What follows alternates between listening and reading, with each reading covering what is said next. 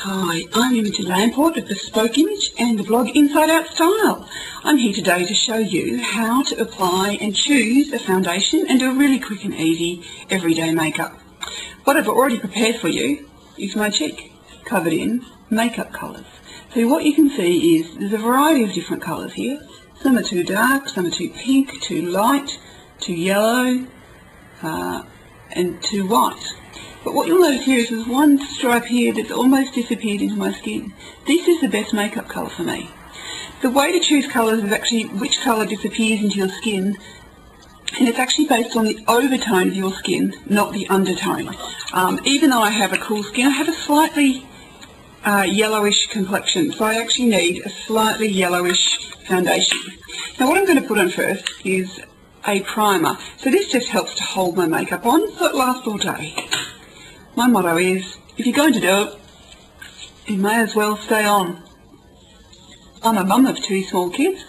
I haven't got the time and energy to be reapplying makeup all the time. So, it's better to do a couple of extra steps now than have to come back later. Now I'm going to put on a little bit of foundation. So I've just got about the size of a pea in my fingers. This is quite a light foundation. I'm starting for the centre of the face and working out so I don't get a whole lot left in my hair.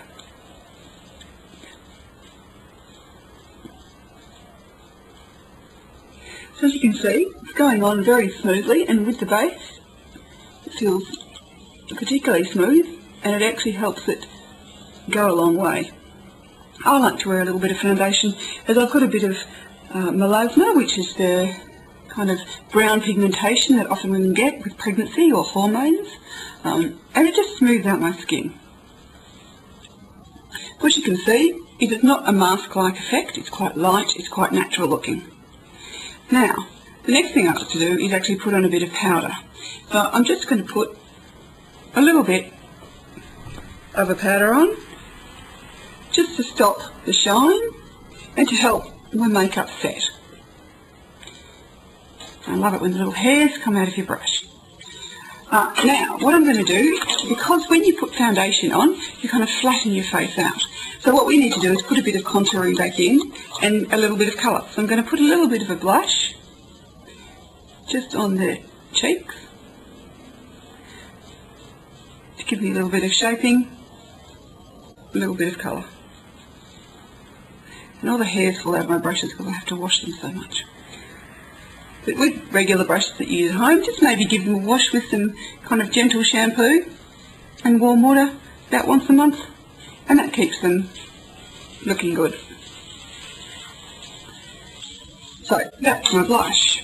Now what I'm going to do is put on a little bit of an eyeshadow base. So an eyeshadow base is something that holds your eyeshadow on so that it doesn't just end up in the crease, which is what mine used to always do.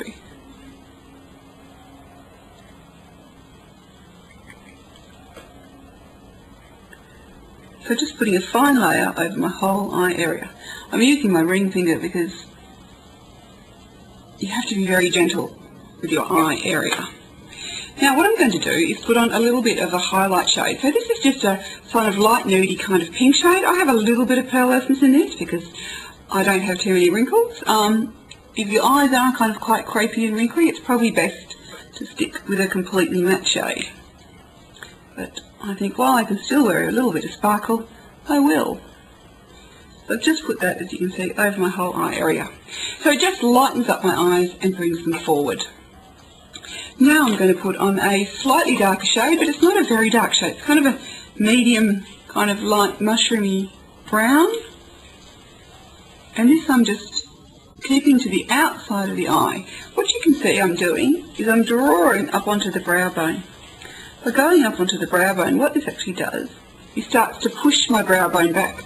As I'm aging, it's all starting to sag. So rather than go off and get plastic surgery, I just like this little makeup technique instead. It just gives me a little bit of shaping, a little bit of shadow, quite natural looking. Now I like to wear a little bit of eyeliner.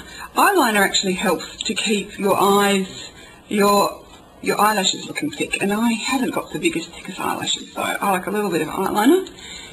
Now by lifting here, I can get closer to the lash line, and when I drop the skin, it kind of rolls back over, so I don't have to be quite as perfect as I might otherwise feel I need to be.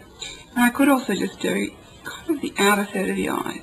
You don't really want to bring the eyeliner the way over to the centre, because that tends to shut your eyes up and makes them look a little bit smaller. I like to just keep it to the outside for big sparkling eyes.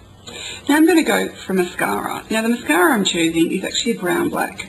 It's really not necessary unless you have very, very dark complexion or dark eyes to go for a black mascara. So again, I'm lifting, as you can see, and what this is doing is allowing me to keep the eyelashes away from the skin so I don't end up with dots on my skin of mascara. And I'm pretty sure most of us who put on makeup have experienced this quite regularly. When you put the mascara on the lower lashes, use a sideways motion rather than sticking the wand into your eye, because the last thing you need to do is go to hospital from a mascara wand induced eye injury. Now, because my brows are actually a little bit lighter than my eyes, and because your brows actually frame your eyes, what I'm going to do is put a little bit of a very taupe coloured eyebrow pencil on. It's better, I find, with eyebrow pencils to go a bit lighter and work up rather than go too dark, and then it looks like you've got big old flakes stuck across the top of your eyes. So what you can see is this just gives me a little bit more definition around my eyes. Your eyebrows are actually the window to your eyes, so they're actually really important, and as we age they tend to thin out and we often lose this outer edge of our eyebrows, and it's actually really important to put them back in so we get the full frame around our eyes instead of just half of a frame. Now, with lips, I'm going to use a kind of nude coloured lip pencil. So this is a lip coloured lip pencil. Rather than going for a red one or a brown one, I just want the lips to be outlined and defined so that the edges look crisp, and if I eat off my lipstick I'm not left with some strange unlip-like colour.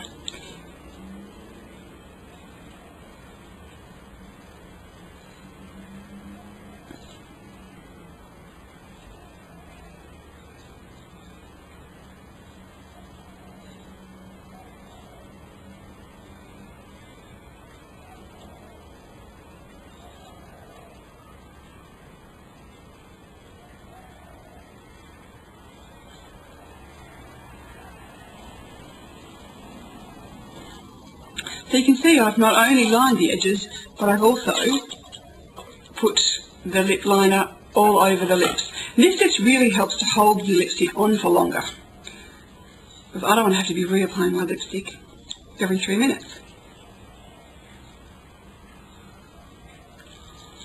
So just putting a little coat of lipstick on.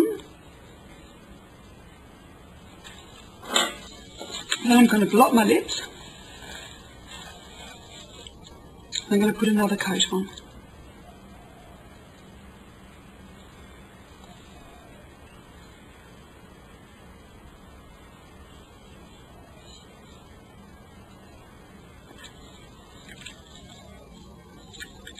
Make sure there's none on my teeth.